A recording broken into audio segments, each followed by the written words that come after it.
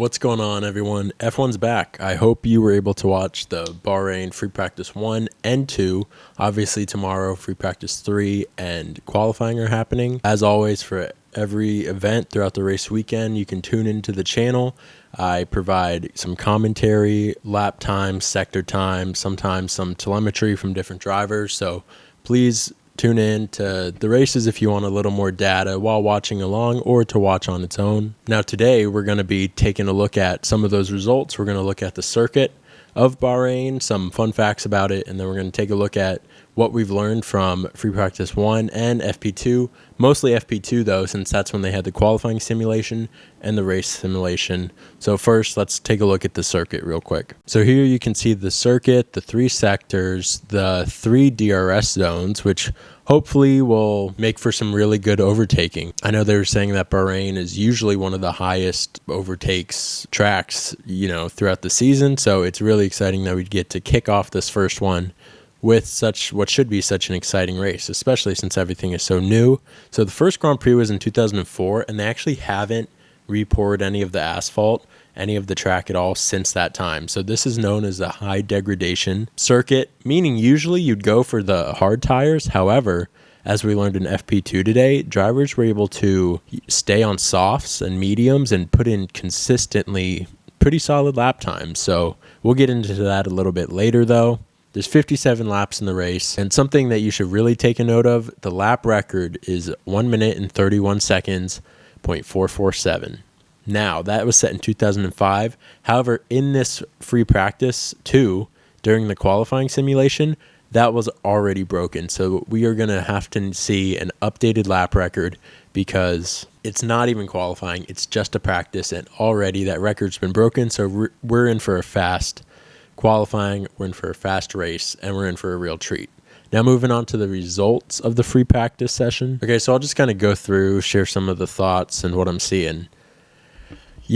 Aston Martin was hyped up, and I think maybe it's right that they were after seeing what they were able to do in these first few sessions. Now, look, we're not 100% on the fuel loads. We do think that Aston Martin was carrying more fuel than, say, Red Bull or Ferrari, and maybe Aston Martin was doing a true simulation of qualifying.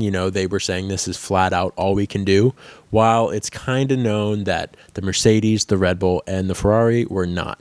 However, this puts Aston Martin up there. It puts them way ahead of any of the other teams, any of the midfield teams. It's possible that Aston Martin is right up there with the Mercedes and the Ferrari. The Red Bull still seems to be in a league of its own, but it looks like the midfield has lost a car, and now the top of the field is 4 cars instead of, the normal 3 or 2 that you would expect. So obviously here you have Fernando Alonso with that 130.9. Remember, that already breaks the fastest lap record as shown on the F1 website. Then of course, after him, you have the 2 Red Bulls. No shock there. You would even expect to see them maybe ahead of Aston Martin, but again, they weren't doing a full race simulation. Or sorry, I should say it's expected that they weren't doing a flat out, here's what our fastest time is. Then you have Leclerc. That's no shock. The Ferrari looked good. So they, instead of just doing a qualifying simulation, they also did a race simulation as well, where they fueled up the car for a bit and just let it run, do consistent laps. And what we saw from that is the biggest kind of takeaway. We saw the Red Bull was able to hit, I think, 137 lows to 137 mids the entire time. The Ferrari was able to hit 137 mids to 137 highs. Now, the Aston Martin occasionally would dip into the 137 highs, but for the most part, it was in the 138 lows. So this still indicates Ferrari and Red Bull during a race are, still at the top of the pack. However, qualifying is a huge chunk of that. And some circuits, it won't be as easy to get around, certain cars. So if in Monaco, Fernando and Aston Martin can qualify, pole or even second ahead of, say, a Ferrari, that'll really damage their chances to come back and win in those races. Then you see something a little shocking. Nico Hülkenberg, phenomenal. Again, this was one of those things where Haas seemed to be saying this is all we have. This is flat out our pace, just like the Aston Martin. But again, that's a great sign that they're up there. Then Lance Stroll, even with, you got to admit, he had that cycling injury with the pins in his hand that he had in his right hand, I believe. I mean, great job. It shows that the car is fast.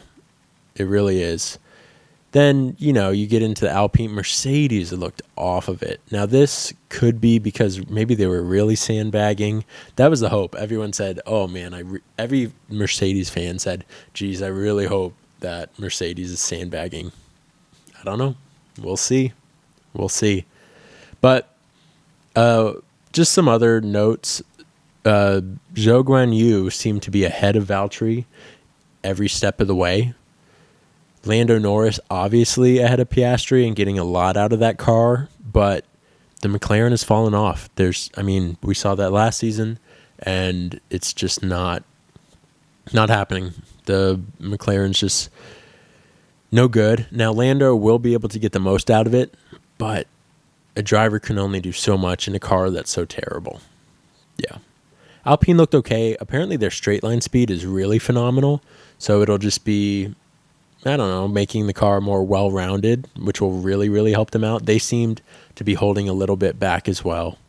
And then George Russell and Carlos Sainz bringing up 13th to 14th. That is not great for the Ferrari fans out there. You want Carlos Sainz, we know last season had a really tough time getting used to that car, getting used to, going that speed, because he was in the McLaren before, and now he's in this, one of the top field cars. And so we need him to get off to a really strong start if we want to even be able to compete, even think about competing. So we need Carlos Sainz to improve on this result, this practice. And, I think he's good enough to where he'll bring it when it counts. Fingers crossed that's the case.